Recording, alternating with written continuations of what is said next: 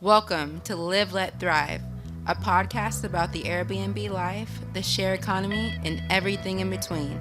Here are your hosts, Myka and Steve. Hello, hello, hello.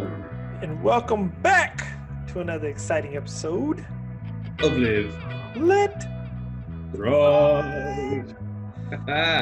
What's up, Myka Man? I am good. I'm good. How about yourself? Doing all right. Got done with a little vacay in Mexico, so back at it. Okay. Back to a green pool because I didn't clean it all week. So. About that. But this week we have a special guest, some of my favorite guests that we've had on. This is actually their third time on the podcast? Yeah. Third time on. We have Kem and Anne back again. Hey. What's up, ladies? How y'all doing? Hey. How are you doing? Good. Just hanging in there, doing the fun real estate thing a little bit. And y'all? We're doing good. Everything is good in the neighborhood. Oh, man. First off, I got to start this off by saying the reason why I had to get them back on was, as a matter of fact, me and Mahogany, on our trip to Bahamas, we ended up going to Miami, and we actually finally got to meet Kem and Anne. Coolest people we've ever hung out with. Showed us a good time in Miami. Anne is absolutely hilarious. Kem has all the funny stories. I swear it was the funnest time of my life. Man, we got stuck in Miami. They actually came and picked us up from the airport, let us stay in their place. Hospitality to the fullest. We got to give them a shout out and a thank you for that. So if they ever come to the DFW, they got a free spot wherever they go. So, but yeah, man, the biggest thing was like, I really want you to tell them, because when they showed me like their arbitrage model and everything, that was like the coolest thing I ever seen. And it was crazy because I was just talking to my cousins about it. I was like, yo, we should arbitrage a commercial building and put a bunch of barbers in there. And then I go down there and they're doing a similar method, but 100 times bigger than what I was thinking about. So I definitely want them to at least start off by telling them what you guys, how you guys do your business. And it was just the dopest thing to me. Oh, thank you, Myka. Thank you. You know we try. It's been work. Oh yes, it's work and adventure all in the same time. For real, yeah. So could you like kind of, I guess, because Steve kind of didn't say, like, give him like how you guys set up your commercial arbitrages and how you guys run it? Well, it's kind of something that we fell into. I was in the beauty industry. I had a beauty supply store, and I started off selling like hair extensions. So that gave me exposure to stylists all the time. I got exposure in the industry and just got to kind of know people. Well, I found myself in a transitional place. I'll just say that. Someone stole her weave. Damn. That woman stole her weave. No, it's $20,000-$30,000 worth. I was in a transitional space where I had all this space I had rented to, try to have this whole sales force, and I wanted to be the Mary Kay of hair. And lo and behold, I was like, okay, what do I do now? And most people, I think, would have cut their ties and went home. People say you want to be entrepreneurs, and honestly, Somebody got you for your bundles. Go ahead. This did not stop what you did. Oh, what did you say? I said yes after somebody got you for your bundles. Yeah. You sitting there and there's all this space. You don't have no product now. You got to figure out how to pay this rent. Mm-hmm. So I remember just having so much, I said, well, let me just get through the rent. You know what I mean? Because I need to make my rent. And I remember it was 5 days until rent. And I still had some supplies. So I was like, okay. I started selling I went to the strip clubs. Just open. The strippers, their hair be dead. Yes. Yeah. So yes, Myka, Steven, she wasn't playing. I had a stylist that called me about 6 p.m. and she's like, listen, they have a big debut. Lil Wayne was in town with some other rappers, and they were at, the club. And so I was like, okay. And that was back in we're talking 2000, like 12-ish. So he had came to town and some other rappers, and she was styling girls, and she's like, listen, I need some hair. So I was like, I got you. I made 2 or 3 trips. Now we're talking 10 p.m. And I met her, you know, the apartment that she was in was like right next to the club, but she was doing hair out of it. So I got to see all these stylists working, and I'm like, you know, just I'm supplying the goods. I said, well, I feel like a drug dealer. Like a drug dealer. I remember calling my mom. So now it's 2 in the morning, and I've made like 4 trips from Miami to Fort Lauderdale. So I remember calling my mom. I'm like, listen, I'm in the hood. Like, what are you doing up at 2? I said, I'm delivering here. I just want you to know my location. So I'm going back and forth. And I remember, so the next time I went, I just brought all my merchandise. But I just didn't want to bring so much merchandise because it was thousands of dollars worth of merchandise. But I sold, and between that and another lady coming in from Venezuela, I made $20,000. I'll never forget. August 2013, I made 20 grand in 5 days. Yeah. Excited. I said, at least I made rent, you know? But that experience taught me something. So I'm like, these stylists, why is she making this kind of money out of her house? What's going on? Like, why is she in a place, you know? And so I got to talking to her, and she was like, you know, the salon industry is up and down. And a lot of stylists, they aren't, I would say, you know, they're artists. So the business side, a lot of them are not interested in. So she was saying, you know, it's just the overhead, getting a place, getting a space, signing leases. I don't have time for that. I just want to get my money and be gone. I was like, okay, is that what it is? So that just started turning my, you know, my light bulb on. Was that Mina? No, that's not Mina. That was another lady. So that just started turning my light bulbs. And then speaking of Mina, she, another lady that I would sell hair to, she got fired from her job. So she's like, can I come work in your little closet space? And I always told her, no, Mina, I don't rent stuff out. But that got me turning. So between those 2 situations, I'm like, wow, okay, let me see how I can make some money, you know, renting some space out. I started looking around in my office, and, you know, I had the executive thing going because I just thought I was queen bee with the Italian furniture. So I said, I got some movers. I said, move all this stuff out of here. Just get it out, go bring it to storage. And I started looking up the concept of what if I turn this room into like a little suite. And I saw that in Alabama, they did their first salon lofts. And I liked the concept. I started looking it up. So I still didn't know how I was gonna pull it off. Cause remember, I had to pay some rent, and my rent was like around $5 grand. And then plus utilities and all that stuff. And then I had merchandise that was still stuck in China unpaid for. So I was like, okay, how do I do that? So that $20,000 kind of went. I'm stuck back with $5,000, and then that's for next month's rent. So I'm like, okay, what do I do? So I started collecting deposits. You know how you do pre-bills? Yeah. Walk them through how you sold sweets that did not exist. Pre-sales. I said, you know what? I was riding down Miami Beach, and they had all these construction going on, and they were selling stuff that didn't exist. So I'm like, okay, I'm gonna give them a nice little map, and I did a little map, a little drawing of what their suite's gonna look like, and I had pictures and renditions, and went through the whole thing and what their deposits were gonna be.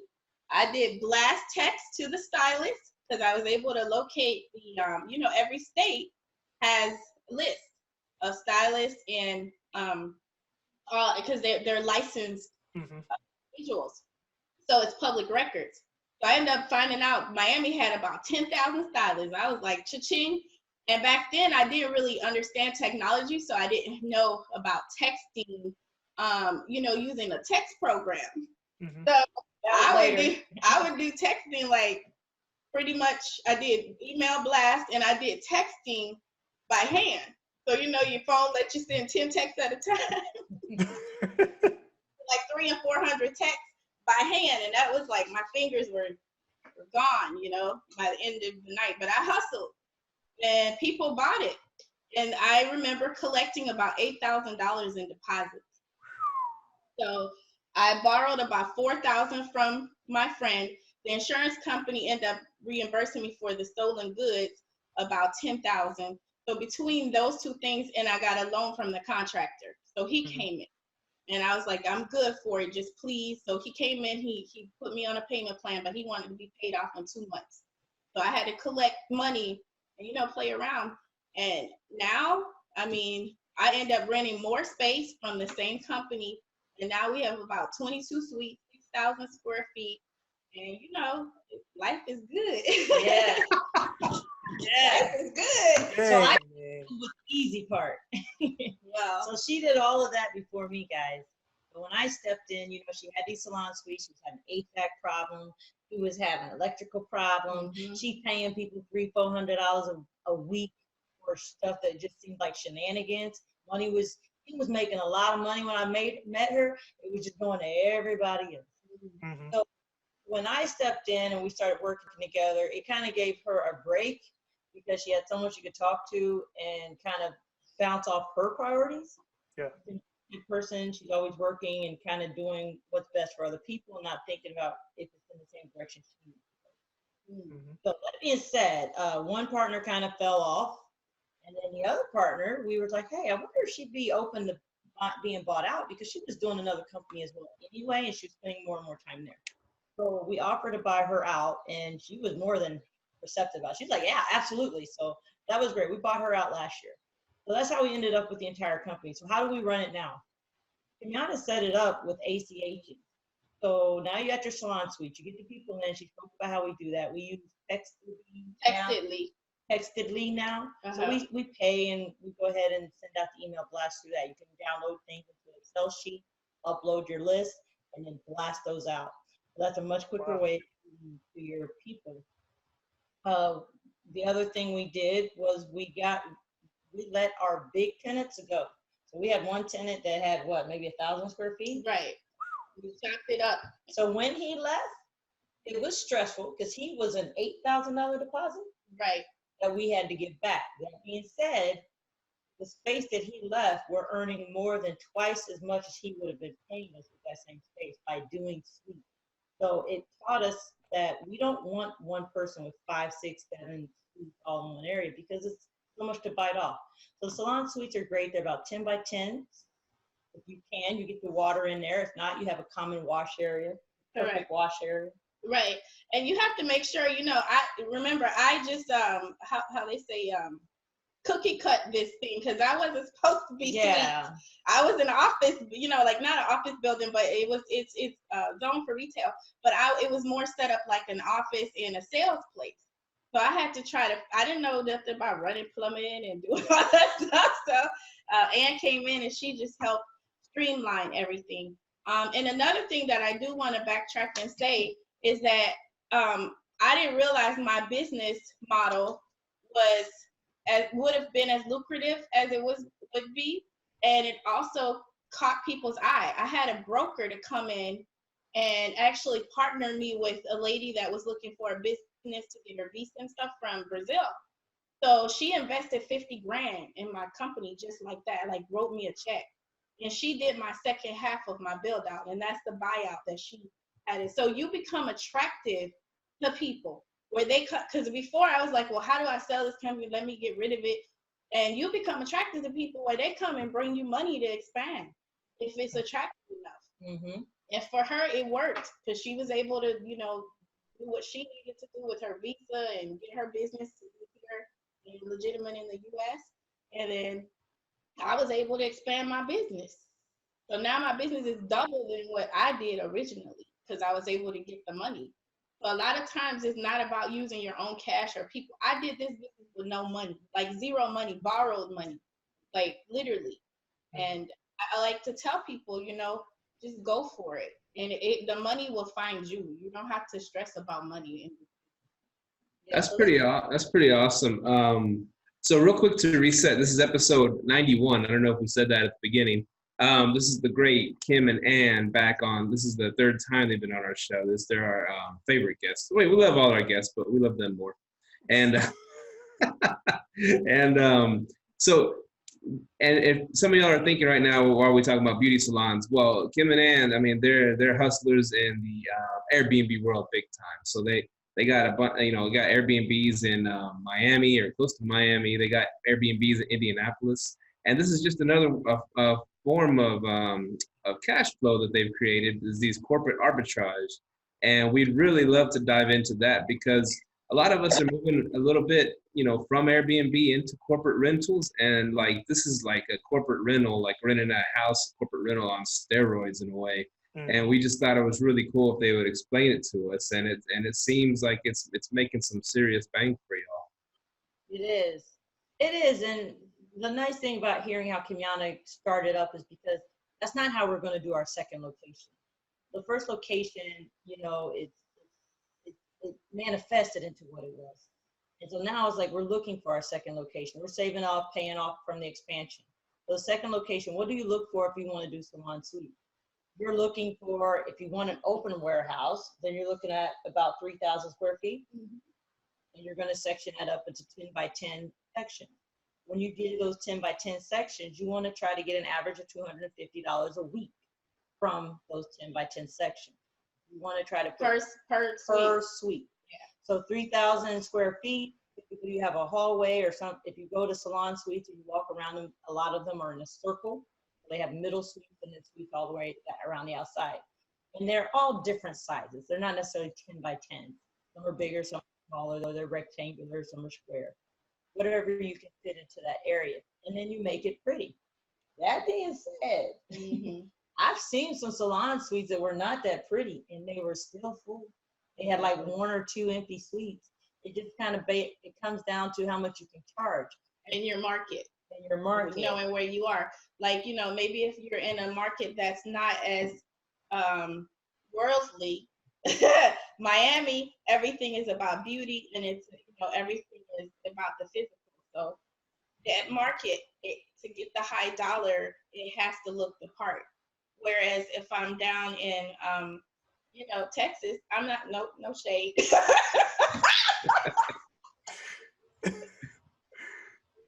I'm just saying, because I come like from Texas is a small place. Texas is so huge. But if you're in Indianapolis, for example, hi Indy. If you're in Indianapolis, maybe they're not as worldly. I can't find the word right now, but the physical isn't as important. So it still has to look the part, but not as much as Miami is about glamour. So you just got to know your market and know what you can sell. And there are certain places in Miami that you can do, like Fort Lauderdale, the surrounding cities, that you can go a little lower in and it'll be okay. Sounds like you found the vanity in Miami and made a business off of it. Absolutely, vanity. But we're still growing and learning. So how much have we really had to do? We play it safe. It's like we try to make it as easy to rent out as possible. So it's like with Kem Anne, with me, I'm efficiency. I'm like, why are we paying this much for tile? Why don't we just do this? Why don't we just put up wall panels? She's like, no, panels are ugly. So at least with the panels, we were able to save money on the construction. We didn't have to look at the HVACs. And just to explain that a little bit, if you put up suites in an open area and you go all the way up to the ceiling, now you have to reroute your HVAC, your sprinklers, and everything else. If you do like 7 or 8 foot walls and you got a 12-foot ceiling, now you don't have to mess with your HVAC, your lighting, your sprinkler system, any of that. So it becomes a way to be able to put your suites up much quicker, and we do glass walls. So between separating the suite with drywall walls that go up maybe 7 feet, and then the faces of the suite, we plan to do the glass walls. It'll look very beautiful. It'll be very open, and people will still have the glass beautiful look. Wow. So that's nice. This is my biggest question about this, because, man, I love that commercial arbitrage way of doing business. I'm comparing it to Airbnb. Would you say, is it a cheaper startup to do an Airbnb, or it's cheaper to do the commercial? And not only the cheaper, which one was more, have y'all seen to be more profitable? Definitely salon suites, I would say. More profitable. just to put it in terms of numbers, salon suites in my life is 4 to 5 times more profitable than Airbnb. And imagine we have And less work once it's set up. and less work is hands off. So we have 6 units, with Airbnb, and with the salon suites, of course, I don't know that we're comparing true apples to apples, but if I had those same 6 suites, I probably can make 5 times more than what I would make in Airbnb. But it is quicker to do Airbnb. So if someone's listening to your podcast and they say, hey, I want to do what these ladies are doing, but I don't have a lot of money, do your Airbnb. Get started. Get money coming in. Get your cash flow. And even doing Airbnb, working with the customers, depending on if it's on your house or not, you'll get used to dealing with a customer base. Once you start doing this commercial business, now you're dealing with what's the word I just called? The commercial landlords. The commercial landlords, you're dealing with them, and you're dealing with the clientele. So it's a much different game. But commercial suites are more lucrative than anything else we've tried to do. So every time we get a little distracted on, hey, let's try this business, we back off. Anytime somebody wants to say, hey, I like those commercial suites, why don't we look at maybe partnering a few times? It's like, man, it's so much work, and then we're sharing the profits. Let's just keep all the profits, like it's kind of like commercial suites have just been that golden nugget that we get. But it is a lot of work. It's not for everyone, but man, it's worth it. Work through it, figure it out. I have not seen an empty salon suite. Even the ones that look like they do dentist office and turn them into salon suite. Doctor's offices, dentist office. Anything that has water in each suite or each room could potentially be turned into a salon suite. If you wanted to start up the commercial business and say, hey, I got $5,000 or $6,000, how can I start? You could potentially look for an older salon.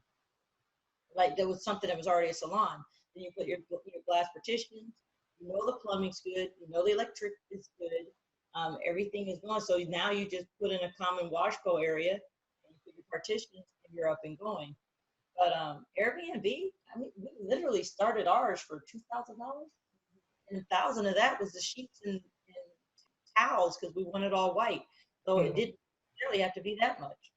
So we started with people giving us furniture. We told our family what we're doing. My cousin Emmanuel, he donated a lot of things that's in our first Airbnb. We were moving around, so she was like, you don't need this table, so things of ours we put in the Airbnb.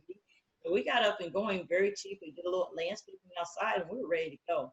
Airbnb is definitely cheap, but commercial, the salon suite, definitely more and less work. But one thing I do want to say about what you can look for if you're just trying to go and dive into being in the salon world, you can find a salon where there's always that stylist. Like when I tell you, it's an industry that their niche is being artists.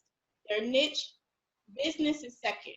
And you can ask this to many stylists. I'm not saying that they do both. There's not people out there that do both, but do they like to?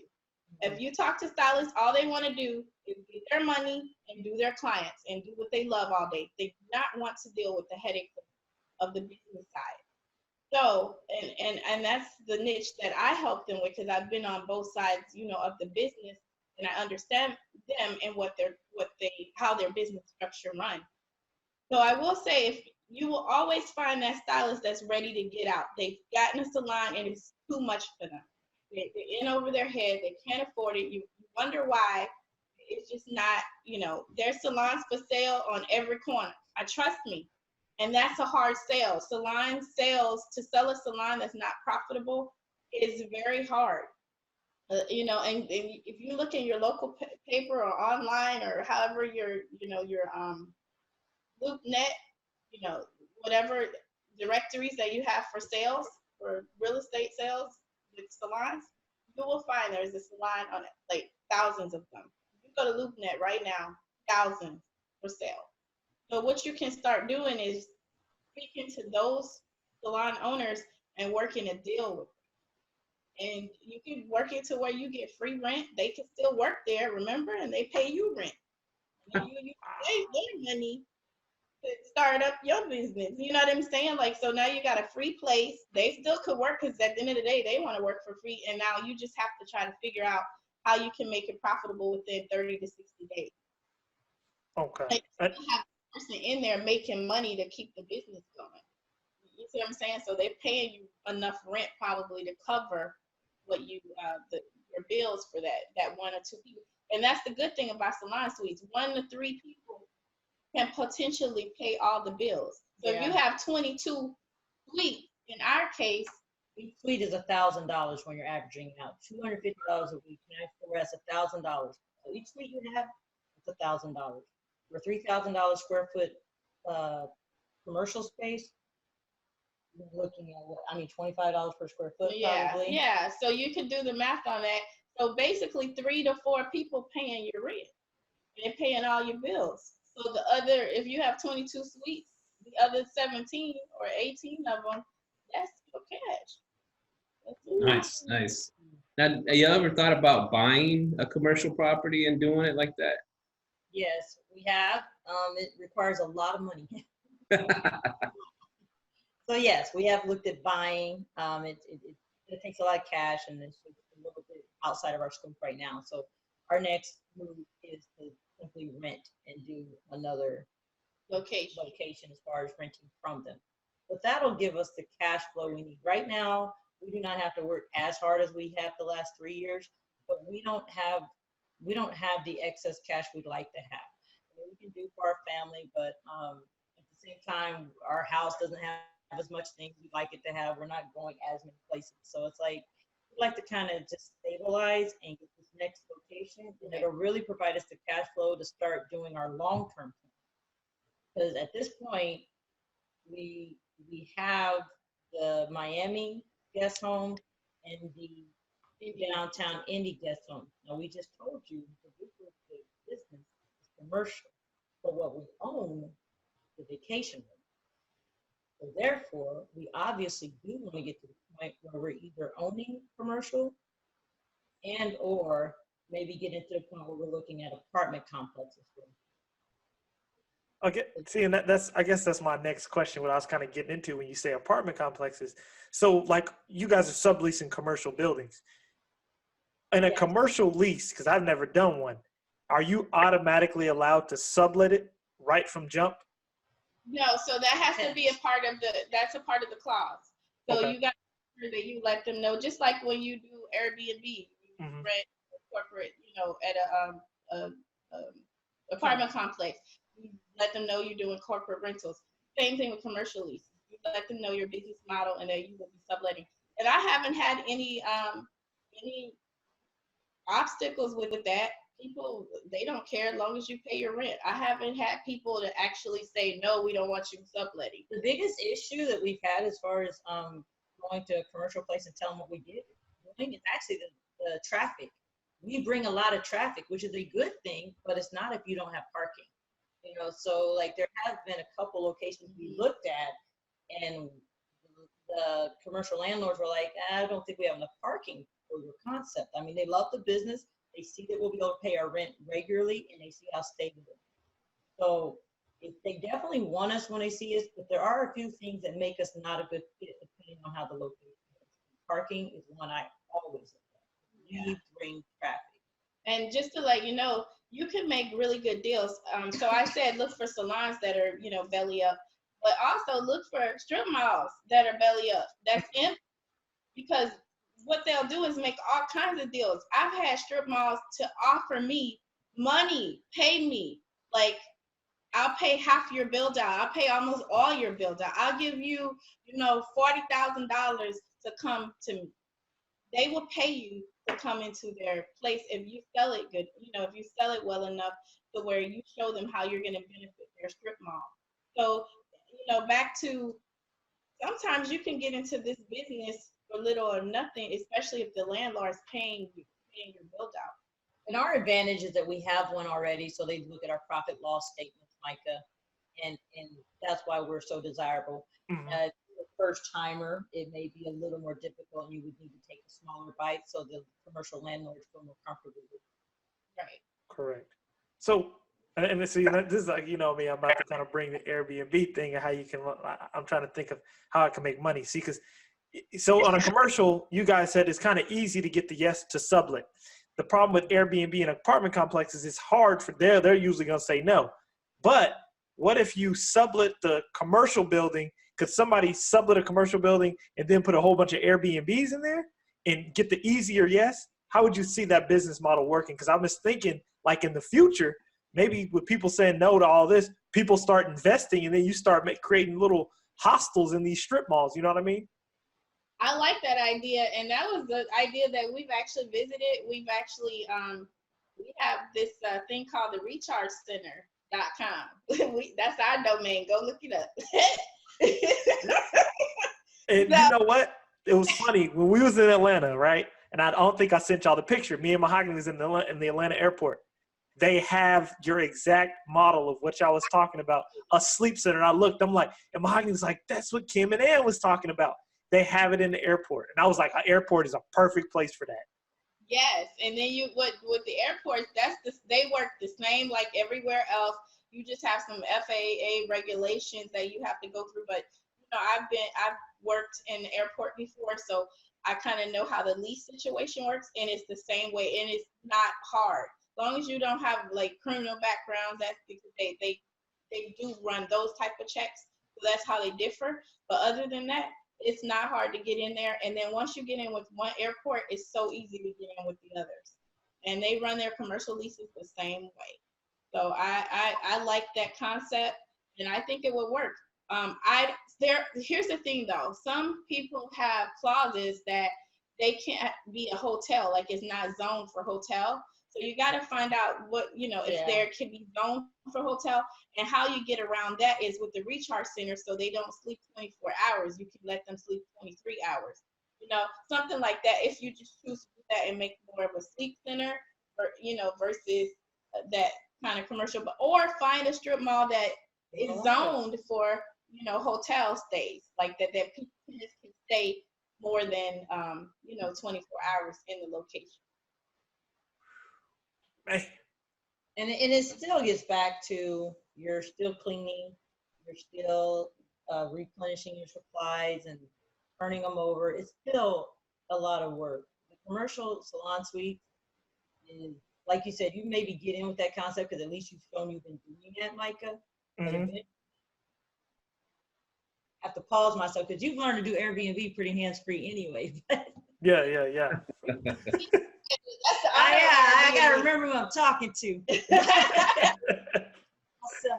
But for us, we're not as automated. We find ourselves answering phone calls at 2 a.m. and telling people how to get into a door because they did the electronic locks before, maybe they didn't read our second tells them how. But we just really enjoy the commercial rental space. I love, when she said when I met her, she was ready to sell it. And I was like, oh God, please don't let her sell it. Let's just work this stuff out. So I was glad it wasn't selling first. And then we worked things out. And so we knew we wanted to buy out the other partner. Now here we are looking for something. So, but I think if you're really interested in commercial rental and doing Airbnb with it, I think that will be the hardest thing, is figuring out how to get around whatever's going. Not many strip malls do I see overnight stays in, But I did just ask Kem Anne, what if I were to buy a whole old motel and turn it into Airbnb? Exactly. And I even said, what if we bought an old motel? The one, how they look. What if we bought an old motel and made salon suites out of it? Like each room, like put little barbershop poles outside. Some of them, like just make each suite look like its own little, cookie cutter thing. So we always have little ideas, but it kind of just goes back to us renting. Yeah, and I think it'll work, Myka. Yeah. Myka and Mahogany make everything work. Exactly. So. We'll be asking them how to do it in 6 months. Watch. It's on to something, Myka. So let's talk something real quick, because automatically when I think of salons, I think of drama. They're like with the workers and stuff like that. So how have y'all dealt with that, and just to keep things running smooth and keep people paying their rent and keep it drama free? The walls in the door. Because when they together, that's the problem. But I think the separation, part of the drama that comes in the salon world is because they're all together in one open space and they're vying for clientele, and that business is a lot of ego. So it's like they're able to see the next person's work. And we do have the ego is there as well. But having the privacy in their own suite and their own business and that sense of ownership, that kind of alleviates that, because they really don't have time for the drama because they're trying to make their rent. You know, they're working for something. When you're in a salon environment, you're being managed. But when I met her, plenty of drama characters with the suites, still a lot of drama. I would say, you have to learn to let the drama go. I don't care if they're paying you $1,000 a week. Yeah. If they're causing you a lot of drama, don't feed it. If they're like, oh, I'm leaving here, great. Bye. So the best way to get through that, don't let it stay. And so I'm the one that handles the dramatic people. I'm not having it. Like, you're not going to sit there and ruin my day, because my landlords and people I got to pay, Michigan Mutual don't give a darn whatever issues I have. I just got to pay my mortgage, you know? Like, so pay your rent. I'll be your friend, but every Tuesday I'm your pimp. Where's my money? Give me my money.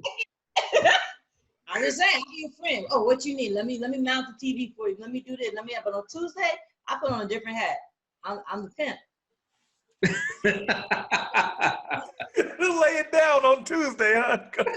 Lay the pimp hand down on Tuesdays. Act like you don't know me.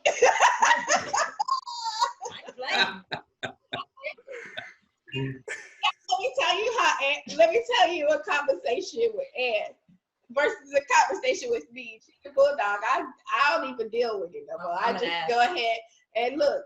A lot of my tenants don't speak English. So Ann was like, it don't even matter. Let it. We'll have translators. I'm sending this. Yeah, she's telling me, no, you gotta translate that and send it to them in Spanish. I said, no, the heck I don't. They done got put over to me.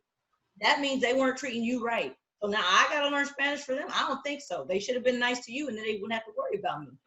So yeah, so I ain't playing with the drama, y'all. I'm not doing it. So like, if a tenant would say, hey, you know, I just don't feel it right here. I want to move out, and I'm gonna break my lease. You know, I would have been like, okay, what can we do? Like, let's try to see and try to appease you. Anne was like, okay, so is this your formal notice of vacating? Because that way we can give you the amount that you have to, your early termination fees. I go right to the lease. So that was the biggest thing I did for Kem Anne to cut down on the drama, Stephen. Follow the lease. Kem Anne used to stress out about people paying late, and oh my God, they're not gonna pay this. I said, I don't care if they pay late. The $50 late fee.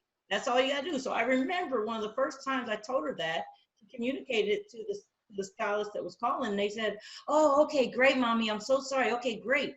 It didn't even faze them. They just didn't have the money. But as long as you know there's a $50 late fee, so be it. What's awesome about charging them every week is you don't get 2-3 months out to find out someone has a payment problem. 2-3 weeks behind, that's a huge deal. It's time to go.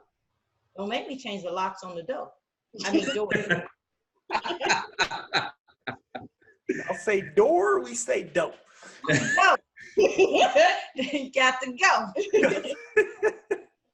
And it states that in their lease. Basically, after we have a strong lease, and we don't have a 30-day lease. We have a 7-day lease. Like I looked up, we do our leases like the similar to that of what's the storage facilities that you.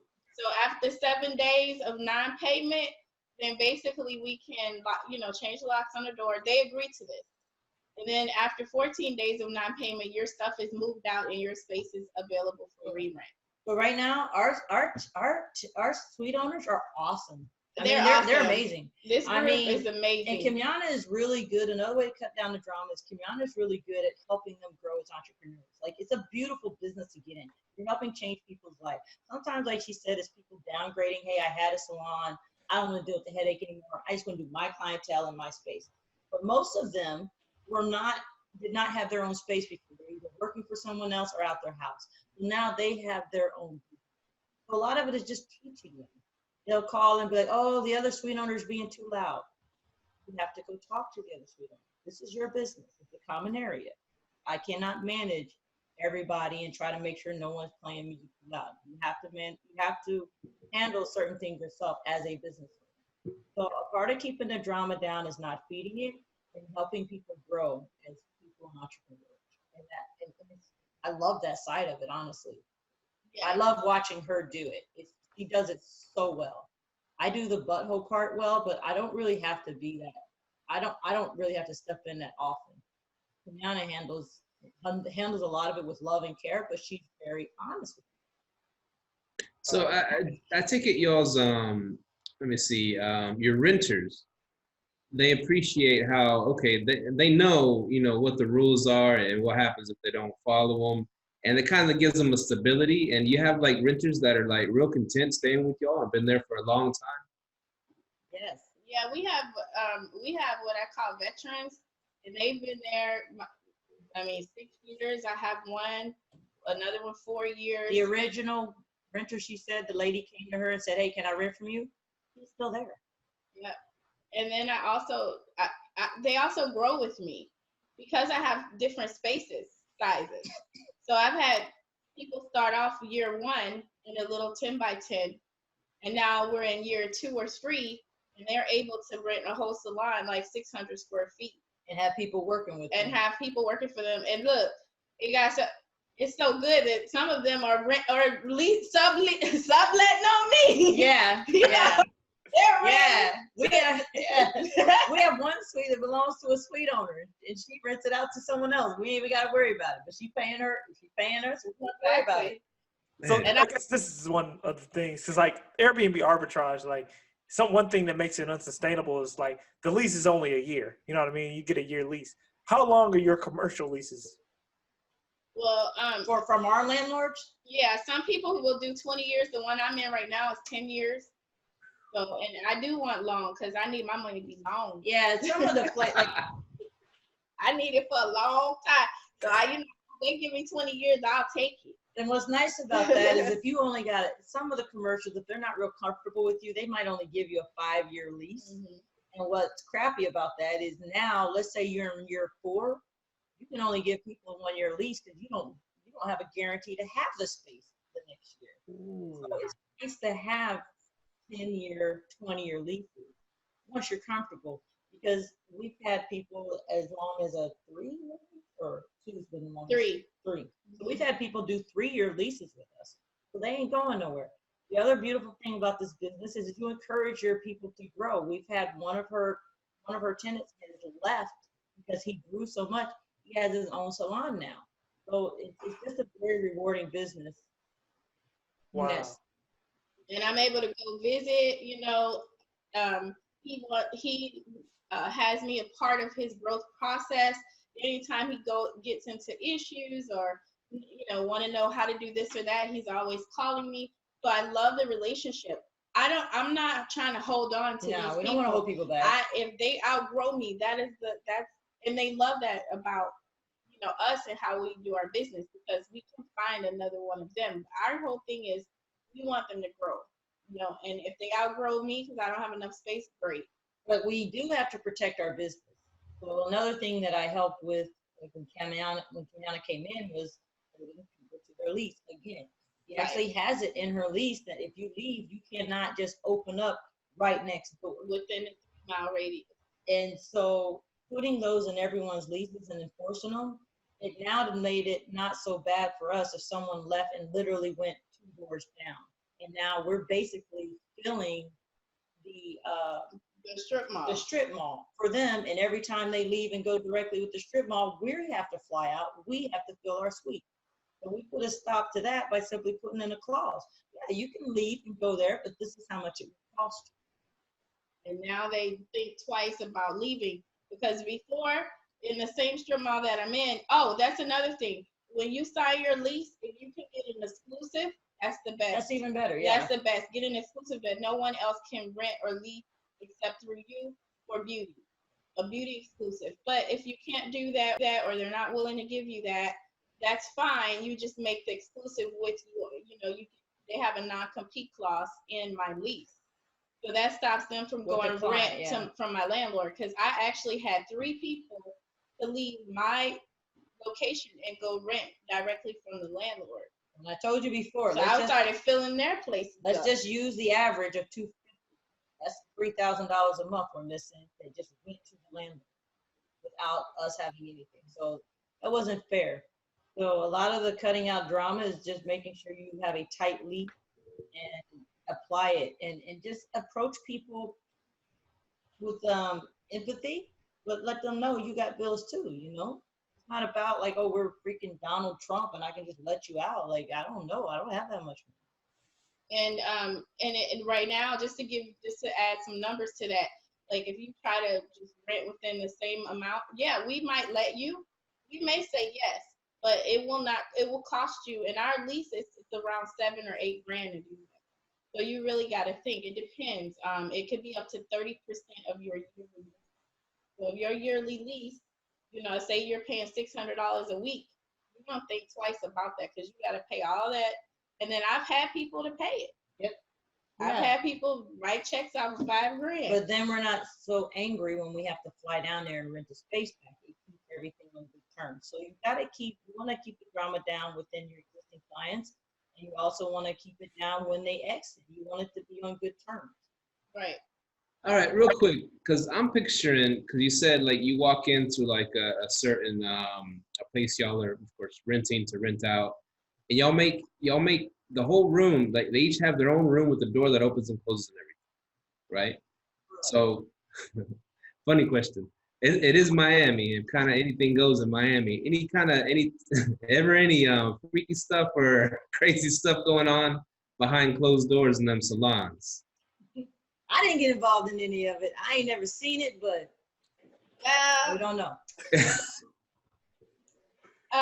It's like a pimp. I just want my money. I don't care. I know, but yeah, but what you do is you cut down. No, but it's a legitimate question. I think you cut down on that because we have a cleaning staff, and you don't know what time they're coming, and our place have all cameras. So, you cut down on that. I can stay within my renting time, and that person's no longer there, so I feel okay staying. But, I was showing a suite one time. Oh, wow. Yeah, I remember that? Yeah. So I was showing a suite one time, and it was at night, like around 9 o'clock. And a lady, she was like, oh, I want to come see the suite. So, of course, I'm showing her the one. And all I start hearing is this loud screaming noise. So I started slamming doors. And I started talking loud, and the lady's looking at me like I'm crazy. I was like, and this right here is the door for the bathroom, and this right here, and I shut the bathroom door real hard so that noise can stop. So that the lady wouldn't hear it. So I'm like, what are they doing in there? That was the only time I can say I ever heard something that was out of the ordinary. Was after hours. I don't think that person knew we were coming back. Yeah. So I don't know that would ever happen again because, not regularly. That is not something that's common. With the salon suites, I mean, everyone can hear everything. So I really don't feel like it's the kind of place that would be easy for people to just have happy endings. No. And I'm not talking about Disney, Okay. So I'll do one question because you guys said you got a 10-year lease, right? And let's say, when can you start talking to your landlord about like an extension? Like, let's say you're making good money by the 6th year and you like, look, we need to go 10 more years or 5 more years. When do y'all start looking at that? I know y'all got to run numbers and stuff, but when do you usually on a commercial lease start talking about an extension? Well, on my leases, I also failed to mention I have first right of renewal.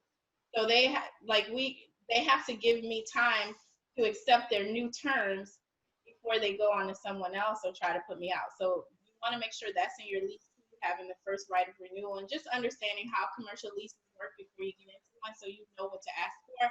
If you don't know, then pay the money to go to an attorney. I always say, most attorneys is $250 an hour. That's the best $250.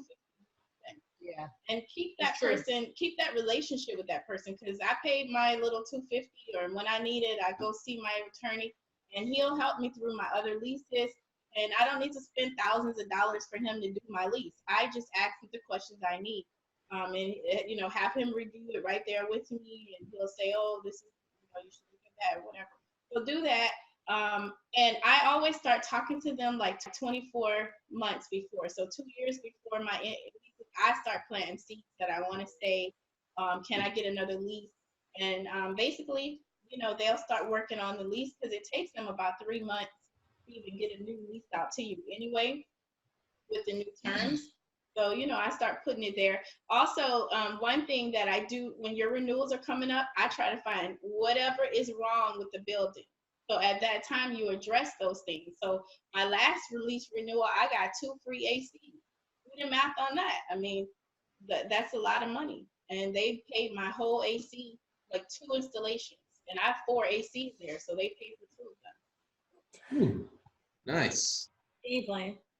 And so, now they see that you're a good renter and you pay on time and all that stuff. Do they ever it always seems like renewals come up, they're gonna want to charge more, especially with commercial. Do they ever leave it the same or even drop it because they know you're a good renter? It just would depend on, nobody's dropping anything. No, it don't get lower, Stephen. I don't know about nobody. I love those kind of landlords. But maybe if the building is upside down, they might work out something with you. Pretty much so in my lease contracts and these are all learning nuggets that we've had. In my lease contract with my tenants, it mirrors my lease. So if my lease go up 5% a year, guess what? Your lease is going up 5% a year. So we have no surprises. If you want to renew, they know a year in advance what their lease is going to be for the next year. Because I know years in advance what my lease is going to be. So I always tell them, this is it will not go surpass 6.5%, but they know how much. So that's another thing. So you don't really worry about the increases so much because my tenants, the increase is passed on to them. So my money stays the same. Yeah, so let's say the area gets extremely popular and you're paying a very low rent for the time your lease comes up for renewal. And so now you got to be paying much higher rent. Well, that's because the area is in demand, which means the suite owners are want to be there even more. Like if you try to go in Simon Mall versus some little crazy strip mall, it's a lot more. And you want to be there because you want to be in the mall. So yeah, the rent goes up every year typically. And at the time of the last renewal, they had a lot of vacancies. So they were willing to do a lot, give a lot. In 10 years, we'll see. If they're fully booked and they feel like, oh, we got too many beauty or something, you'll deal with it. But we have been good tenants. We're easy. We communicate with them. We bring traffic to their area. So they really have no reason to want to get rid of us. They want us to stay. Yeah. Nice. Real quickly, just to change the subject a little bit. How is y'all's Airbnb journey going? Also. So today, you asking me on a bad day. Today I was like, sell all this crap or rent it all out. I'm sick of this. I'm sick of these people. I'm sick of all of it. With Airbnb, when you own the place and when you own the houses, I think apartment rentals are much better because you don't have to common space and common area maintenance and all that stuff. When you own the properties, like right now, we have to go get 10 yards of mulch and find out who's going to do that or maybe Ann will do it. Right, get the gutters clean. We had actually, what do you call that? Trees growing out of our gutters. Yeah. Like, it was making a whole nice little border around our house. I was like, it looked kind of cute, but not. Yeah. Yeah, so my friend got up there because he always helped me ever since I've lived there. Like he got up on the roof with his little yellow bucket and started pulling out all the stuff out of my gutters and putting it in a bucket because he didn't want to throw it on the floor. So it's like, our neighborhood helped us, but it's just all of these things we got to tend to versus if you just rent it out by itself. So doing our taxes, last year was our first full year of Airbnb. And doing our taxes and looking at what we could actually get with regular rent, it seems like it's a little harder right now, Stephen, to get things rented out. Kem Anne's having to do more. She's playing with pictures more. She's making sure we stay up in the algorithm. So it becomes saturated. Airbnb. Yeah, downtown Indianapolis is definitely becoming saturated. We got a lot more competition. It seems to require more effort on our part to stay rented now. We're charging less, lowering prices, things like this. So that's been our experience for Airbnb right now. This year seems to be more effort. I don't like the maintenance of it all. It's with the commercial suites, yeah, the renting, get them rented out. They all have their challenges, but after you get everything set up and done, it's kind of a time. What is it? It runs automatically. But with Airbnb, it's when you own it, unless and even when you pay people to do things, it's not because I'm not willing to pay people. We pay people for lawn and maintenance, all of that stuff. But we go there and then you have to take pictures. Like you have to, micromanage these people. So even with the cleaning company, they do a wonderful job. But there are still things like I went into one house today and it smelled like straight urine. What? Why do we have the machines to clean the what do you call it? Ozone generators? Put the machine on. It don't cost you nothing if you don't want to clean up the piss. Like, I don't know, just leave it on the rug. At least tell us so we can get the carpets cleaned. I mean, we can get a carpet cleaner there in 2 hours, 3 hours to get the carpet cleaned, or the ozone generator if you need to do something. Or just put the ozone generator. It takes the odor out for the time being, and then let us know about it. So it's things like that Sometimes why I got to go to my house and find that that's the problem, And I got to in or when you're focused on cleaning, you walk in, you clean, and even if there is a smell, sometimes it doesn't come out till a few days later. So it's just a lot of things you really have to do. Yeah, it sounds yeah. Your whole mood changed. It seemed like, and it seems a lot of it is like the salon thing is where your passion lies a little bit, and that kind of makes it worth it. Kind of makes gets you excited to do it. It's true. There's been some Airbnb situations that we've really been uplifted about. We've been able to help people, different convictions that came in, but we have one family that's really going through a lot hospital wise. So whenever they're in town, if they don't have a place to stay, we let them stay for free. We just pay to clean ourselves. But ultimately, we're a lot more passionate about the salon suite. I love it. No, that I'm not passionate about any of it. That is the passion is the money. So yeah. So but you like helping people. No, I love helping people, but I'm speaking of like, the passion part. I'll be passionate sipping on some pina coladas in the middle of the ocean. That's passion for me. But being served. She likes service, y'all. But being cook the food, but when Airbnb drive you around. When like Gen Con comes and we make like 20 grand that weekend on Airbnb, I be so passionate. I'm just trying to explain my passion. My passion is connected to the dollar bill. I'm sorry. So I'm passionate. I could be a wedding planner. I started doing that. When I charge you about 20 grand for your wedding, you pay it. I'm a passionate wedding planner. That's funny because that reminds me. I listened to the Joe Rogan show. That's one of my favorite podcasts. And he had Pops from Friday and the Wayans Brothers show. Remember, Pops, and he's a comedian from way back in the day. I mean, he knew Richard Pryor and all them, and he was just talking about what he's done lately. And he was saying, you're still on the road. You're still going to these comedy clubs and stuff. And he goes, what drives you? Why are you passionate about still doing comedy? And he said the same thing. When I'm counting that papers, man, I'm counting those papers because I got $10,000 in my pocket. I just love it. It's like he didn't say he loves making people laugh. He loves going to this place in this city. He's like he loves counting the papers.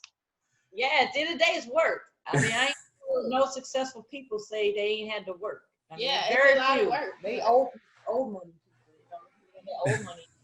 Most people got to work. Yeah, exactly. Well, y'all are an inspiration to us, to our show, to our fans. Y'all get the highest ratings when y'all come on, and we always appreciate hearing from y'all and what y'all are up to. And sounds like y'all are still going at it strong, and that makes us happy because it inspires me to do more. And y'all talked to, and thank you so much because the other night y'all talked to me and my wife Lupita, and you were even throwing down in Spanish. I mean, y'all were going. Lupita. Hola, Lupita. Lupita. She loves you. She loves you girls, and she yeah, we're inspired to start our own salon suites, and then we'll be asking y'all a few more questions in the future. But yeah, it seems like you can make a lot of money, and on someone else's spot, renting it out to other people. I mean, it's a beautiful thing. Yes, I look forward to hearing what you guys are doing. And like you said, when you get down to when it comes lease time with your landlords and your tenants, the leases with your tenants is the best way to cut down on that drama. Sweet. Can I borrow you, Anne, if I need an enforcer to come get my monies? Oh, dude, absolutely. Yeah. Character building for me, because I sit here on the podcast and I act like I'm so tough. I don't like being that person either. But absolutely. You could have fooled me. I mean, it's funny. You know what I mean? But on the phone or whatever I'm doing, I'll be feeling some kind of way. But I accept that role. We've all been managers and things. You gotta do and say you're your parent. You know how you tell your children. Yeah, I just take the role on. But yeah, you need me, call me. I'll enforce for you. Fun to laugh about it later. Yeah, I love it. Real quick. Anything of it. I read my text. She's like, Ann, you're freaking crazy. Oh, I'm gonna leave. I said, okay, when you leave, and this is how much you need. Because the lady's like, well, it's too loud here. And I said, well, this may not be the best location for you. Your lease ends in June. Just let me know if you want to renew or not. I know she was expecting a lot different response from me than that. But that's really what it comes down to. Salon suites does not fit everybody's business model. So if you want to come, you want to do massages, and you need complete silence, you see what I'm renting here. So I don't mean to be blunt, but when she read it, she was like, oh my God, and you didn't try to appease her and say, oh, I'm gonna talk to the other people, nothing. I'm like, and the drama stopped. Yeah, immediately. Like everyone was complaining about the person, and it's like, I think sometimes people just forget, listen, this is a place of business. I can't just bend over backward and give you everything. But I think they're so used to Kem Anne trying to do the best they can that when it's not conducive to the surroundings, it's like all of a sudden we're crazy. It's like, no, we're not. We've been giving. This is not something we can change. You may not fit this model. Let us know. Your lease comes up soon. I wish we could Airbnb people that. We hate letting people out of the Airbnb, man. Like, oh man, we this or that, and all of a sudden you got to give them a night bag or something. Ooh, I hate that. So this is what I was wondering, because Dallas is saturated too, and so you were saying that Indianapolis is saturated. Like, are you saying it's just too many rentals out there right now? Yeah, it's getting more and more. I mean, we did it in our area. We know a lot of people. We turned a couple of people onto it themselves. At least one there in our area. She's right on the street closer to downtown, and I think she bought another house and do an Airbnb. So, word gets out, landlord to landlord. There's a lot of landlords in that area, and they find out how lucrative it is.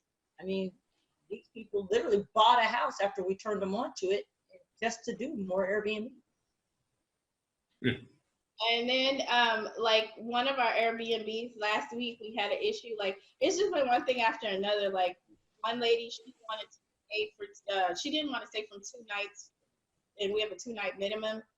And she knew that from before she came, because she started trying to get out of it before she even came. And then she just wanted to stay for 1 night. So I was like, listen, just don't show up at all. How about you just, it's 2 nights. Why don't you just leave? And then she wanted to stay the night and still get what she wants. And then Airbnb parks, they understood us, but at the end of the day, they still give the people back their money. And then one thing that I think the guy did deserve his money back, but Anne, he started to answer the Airbnb guest. It was so funny. What I do? The same way she answered us. What did I do? I think she getting the businesses confused sometimes. I tend to answer the guest. So that particular guest, I was like, can you please handle that? So the guy said that he saw a mouse. And he said, I think this is what he wrote. I think there's a mouse here. So I said, Anne, can you answer him? And I think she just was in one of those moods. So she's like, oh my God, what do you want me to say? Okay, did he see the mouse or did he not? And so she said to him, I'm sorry you feel you saw a mouse. I did. I'm sorry you feel you saw a mouse. I said, what kind of stuff is that? Like, how do you That's Because that's what it happened. I'm like, you think you saw him out? What am I supposed to do? Go down there and think I caught it? I don't know what to do with that, man. I think I put down some mouse traps and I think I caught it. Don't worry about it. I think I saw a mouse. Oh, that's awesome. That's hilarious. Yeah. Well, we thank y'all very much for hopping on the show. Y'all don't got another song for us, do you, like last time? Oh man, I didn't prepare a song. Yeah, let's get one. Oh wait, it's gonna be a rap. Airbnb was the ish, but now you can get a commercial building, and it's gonna be better than Airbnb. So make your money, make your money, make your money, money, money, money, money. You better have Hey, I swear, if you go out with them and go dancing, you will have some fun, man. We went out dancing, we kicked it, man. I swear, all up in Miami. I'm in Miami, y'all. Hey, for this YouTube video, I might put our video up at the end of us dancing in Miami. I'll see. Absolutely, awesome. Well, thank y'all so much for being on again, and we look forward to y'all hopping on always in the future, and we wish y'all the best of luck. Thank you so much. All right, thank you you. guys. Bye. Love you. Adios. Peace. Later. Thank you for tuning in to this week's episode of Live, Let, Thrive. Be sure to tune in next week for all the latest in the world of Airbnb and all that entails. Bye-bye.